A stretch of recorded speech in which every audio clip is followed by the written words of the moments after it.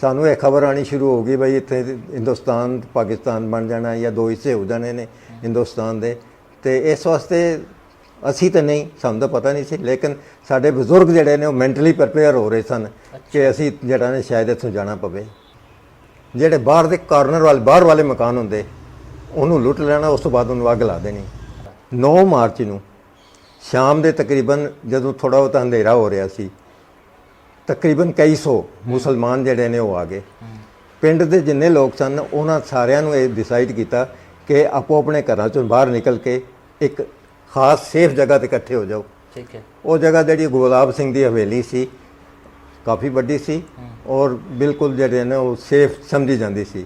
ਪਿੰਡ ਦੇ 7-8 ਫੈਮਲੀਜ਼ ਜਿਨ੍ਹਾਂ ਦੇ ਬੱਚੇ ਜਵਾਨ ਸਨ ਜਾਂ ਜਿਹੜੇ ਨਿਊਲੀ ਮੈਰਿਡ ਸਨ, ਉਹ ਹਵੇਲੀ ਦੇ ਉਤਲੇ ਛੱਤ ਤੇ ਚਲੇ ਗਏ ਔਰ ਉੱਤੇ ਉਹਨਾਂ ਨੇ ਜਿਹੜਾ ਨਾ ਆਪਣੀਆਂ ਬੱਚੀਆਂ ਨੂੰ, ਆਪਣੀਆਂ ਵਾਈਵਜ਼ ਨੂੰ ਕਤਲ ਕਰ ਦਿੱਤਾ। ਲੇਡੀ ਬਸੰਤ ਕੌਰ ਹੈ, ਉਹਨੇ ਅਰਦਾਸ ਕੀਤੀ। ਅਰਦਾਸ ਕਰਨ ਤੋਂ ਬਾਅਦ ਜਿਹੜਾ ਫਿਰ ਉਹਨਾਂ ਨੇ ਖੂਹ ਛਾਲ ਮਾਰਨੀ ਸ਼ੁਰੂ ਕਰ ਦਿੱਤੀ। ਅੱਛਾ। ਜਿਨ੍ਹਾਂ ਨੇ ਪਹਿਲਾਂ ਛਾਲ ਮਾਰਤੀ ਉਹ ਥੱਲੇ ਸਨ ਜੀ। ਜਿਹੜੇ 1 ਮਿੰਟ ਬਾਅਦ ਹੋਏ ਉਹ ਉੱਤੇ ਰਹਿ ਗਏ। ਉਹਨਾਂ ਚੋਂ ਮੈਂ ਵੀ ਸੀ ਇੱਕ। ਅੱਛਾ। ਆਈ ਵਾਜ਼ ਵਨ ਆਫ them। ਠੀਕ ਹੈ। ਮੈਂ ਉੱਤੇ ਆ ਗਿਆ, ਇੱਕ ਥੱਲੇ ਗੋਤਾ ਲੱਗਾ, ਫਿਰ ਮੈਂ ਉੱਤੇ ਆ ਗਿਆ। ਉੱਤੇ ਆ ਗਿਆ, ਫਿਰ ਦੁਬਾਰਾ ਕੋਸ਼ਿਸ਼ ਕੀਤੀ ਲੇਕਿਨ ਜਾ ਨਹੀਂ ਸਕਿਆ ਮੈਂ। ਲੇਕਿਨ ਇੱਕ ਇਸ ਤੋਂ ਪਹਿਲਾਂ ਇੱਕ ਨਾ ਬੜੀ ਅਜੀਬ ਜੀ ਗੱਲ ਹੋਈ ਹੈ ਕਿ ਉਸ ਚਬੂਤਰੇ ਦੇ ਇੱਕ ਕੋਨੇ ਤੇ ਮੈਂ ਬੈਠਾ ਸੀ ਜੀ, ਦੂਜੇ ਕੋਨੇ ਤੇ ਮੇਰੀ ਮਦਰ ਔਰ ਮੇਰੀ ਸਿਸਟਰ ਸੀ। ਅੱਛਾ। ਮੈਂ ਆਪਣੀ ਮਦਰ ਕੋਲ ਗਿਆ ਤੇ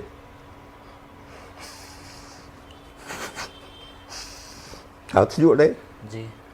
मैं क्या मेरे को गलती हो गई तो मैंने माफ़ कर। मदर कहने तेरे को कोई गलती नहीं हुई, कोई नहीं, तुम बैठो थे। चाल मारती बाहर निकल गए। उस तो बाद जो सारे आदमी बाहर आ गए, उस तो बाद अंदाज़ा लगाया गया कौन कौन मरिया तो कौन कौन जींदा होया। ਉਹਦੇ ਵਿੱਚ ਮੇਰੀ ਮਦਰ ਸੀ, ਮੇਰੀ ਸਿਸਟਰ ਸੀ, ਮੇਰੇ ਮਾਮਾ ਜੀ ਦੇ 2 लड़के, एक लड़की ਜਿਹਦੀ मैरिज होनी सी।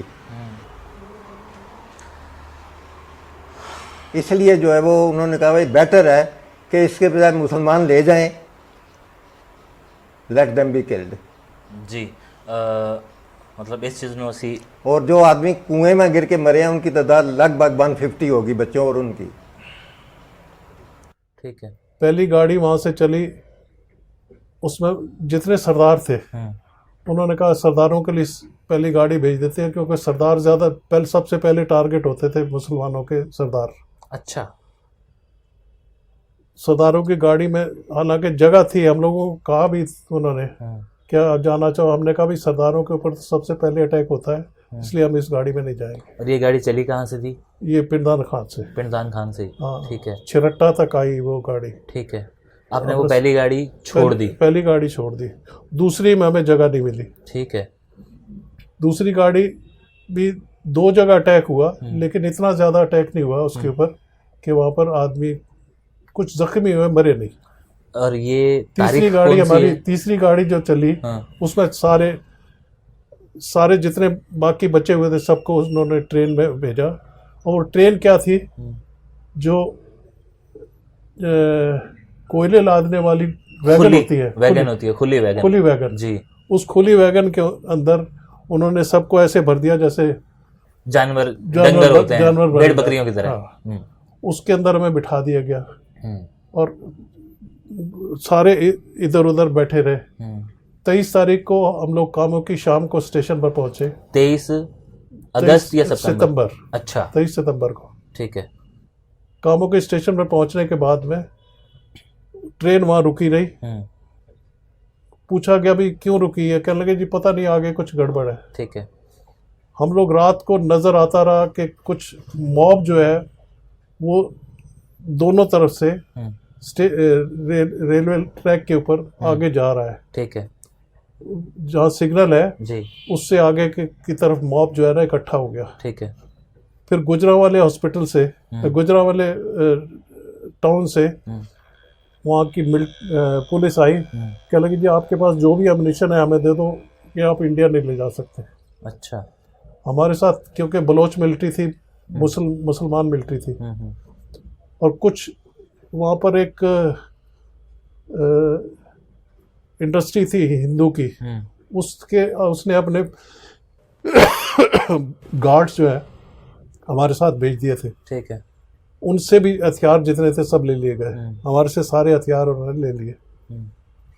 इन द मीन टाइम सुबह दिन निकल आया, उन्होंने कहा जी हमें शक है कि आगे कुछ मॉब है, उनको हम हटाने के लिए जा रहे हैं। ठीक है। वो हटाने के बजाय उनको ले आए भी, अब आप इनके ऊपर अटैक कर सकते हैं। वो 10 बजे के करीब अटैक शुरू हुआ, 24 तारीख को सुबह। अटैक होने के बाद में सबसे पहले तो उन्होंने यंग लड़कियां निकाली। ओके। 200-300 या 400 के अंदाजन लड़की वहाँ से यंग लड़की निकाल के ले। और ये पूरी ट्रेन फुल थी? पूरी ट्रेन फुल थी, 4000 से ऊपर आदमी था इसमें। ओके। एक कोच वैगन में 200-250 आदमी। ठीक है। तो 4000 से ऊपर ही आदमी थे, कम नहीं थे। पहले उन्होंने यंग लड़कियों को निकाला। अगर यंग लड़का कोई निकल के भागता था अपनी जान बचाने के लिए, तो जो बलोच मिलिट्री थी उनको गोली मार देती थी। ओके। यंग लड़कों को। फिर उन्होंने कहा यंग लड़के निकालने के बाद में जो आपके पास है हमें दे दो, हम आपको कुछ नहीं कहेंगे। अच्छा। फादर ने हमारे पास जेवर था या पैसा था, वो सारा हम लोगों ने उनको हैंड ओवर कर दिया। फिर दो आपस में लूटने वाले आपस में बात करने लगे, भाई तुम्हारे कोई बेटा, एक कहने लगे तेरा बेटा कोई नहीं है, तो इस लड़के को ले चल अपना बेटा बना लेना। मेरे बारे में जी, कि चलो मेरे से कहने लगे चलो मेरे साथ चलो। फादर कहने लगे भी इनको ले जाओ लेकिन मारना मत। बाई चांस हम लोग जब सामान पैक कर रहे थे तो मुझे एक रिस्ट वॉच मिली। अच्छा। वो मैंने पॉलिश की डब्बी में रख के अपनी जेब में रख ली थी। ठीक है। तो मैंने उसको बोला भाई मेरे से घड़ी ले लो, मुझे छोड़ दो। कहने लाओ घड़ी दे दो। वो घड़ी जो है अपने जेब में ऐसे रखने लगा। एक औरत के जेवर देखे उसने पहने हुए थे पूरे, उसके जेवर उतारने में लग गया। वो मेरे बारे में भूल ही गया। फिर मेरे चाचा जी ने, छोटे चाचा जी थे, उन्होंने मुझे इशारे से बुलाया, अपने नीचे बिठा के अपनी पगड़ी खोल के ऐसे ऊपर डाल दी।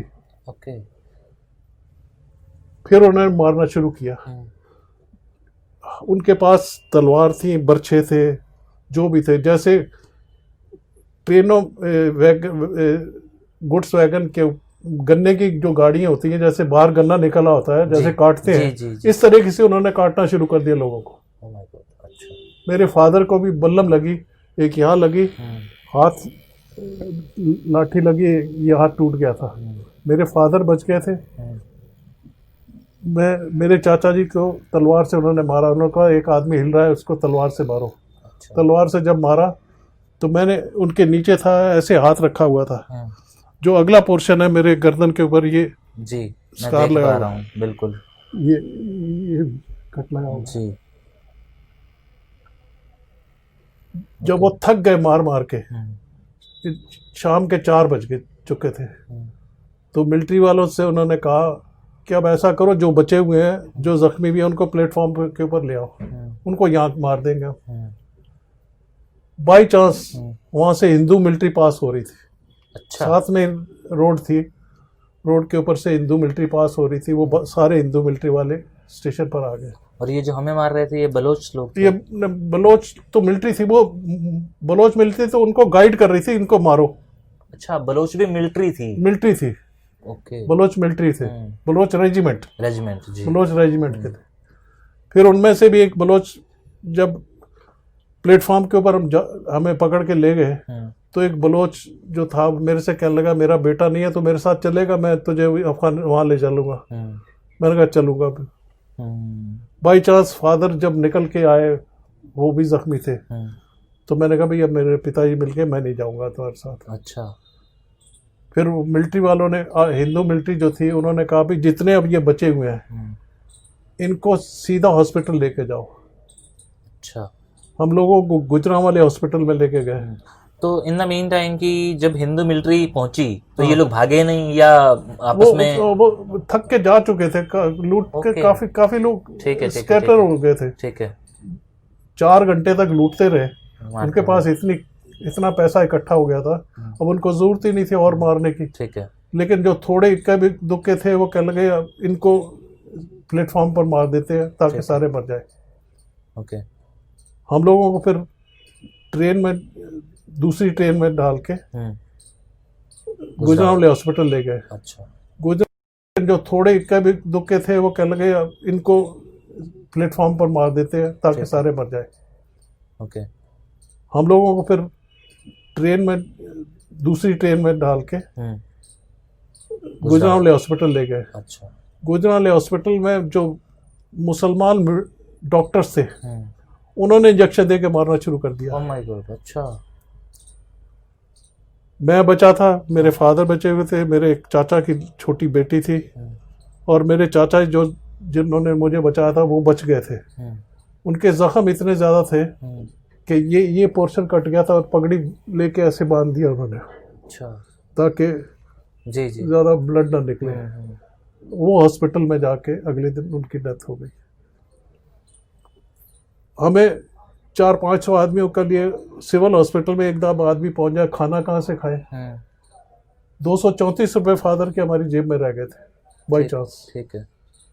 उससे मैं, क्योंकि मैं छोटा था, मैं बाहर जाके फ्रूट ले आता था और हमारे चाचा की बेटी जो थी वो, उसको भूख लगती थी, उसके लिए फ्रूट ले आए, कुछ ले आए। एक रोटी सुबह एक शाम को, उसके ऊपर दाल डाल के हमें दी जाती थी। जी। बाई चांस वहाँ पर 7-8 जूनियर स्टाफ हिंदू था। अच्छा। हॉस्पिटल में उन्होंने सबसे कहा कि आप किसी भी डॉक्टर से आप ट्रीटमेंट मत कराओ, हम लोग सारी रात को आपका ट्रीटमेंट करेंगे। क्योंकि वो लोग मार रहे थे। तो हम लोगों का फिर मेरी कमीज जो है कहा कि आप किसी भी डॉक्टर से आप ट्रीटमेंट मत कराओ, हम लोग सारी रात को आपका ट्रीटमेंट करेंगे। क्योंकि वो लोग मार रहे थे। तो हम लोगों का सारी रात उन्होंने ट्रीटमेंट किया। फिर मेरी कमीज जो है खून से भर गई थी। चाचा की खून जो है मेरे ऊपर गिरता रहा जी। वो मैंने उतार के फेंक दी। एक दिन बगैर कमीज के रहा। अच्छा। उस आदमी ने, जो कंपाउंडर था, उसने मुझे एक कमीज दी, वो मैंने पहनी। फिर आरएसएस वालों को पता चला दूसरे तीसरे दिन, उन्होंने, वो बेचारे गोलियों के बीच में से बचते हुए हमारे लिए सामान लाए, कपड़े लाए, बिस्तर लाए। एक मुसलमान लेडी खाना बना के लाई। हमने कहा भी इसमें जहर होगा। उसने कहा जी पहले मैं खाऊंगी फिर बाद में आप खाना। वो हमें एक रोटी वो मिलती थी। फिर बाई चांस बरसात शुरू हो गई। गुजरांवाला और लाहौर के बीच में रोड टूट गई। जी। तो हम लोग 15 दिन वहीं फंसे रहे हॉस्पिटल में। जी। बरसात की वजह से रोड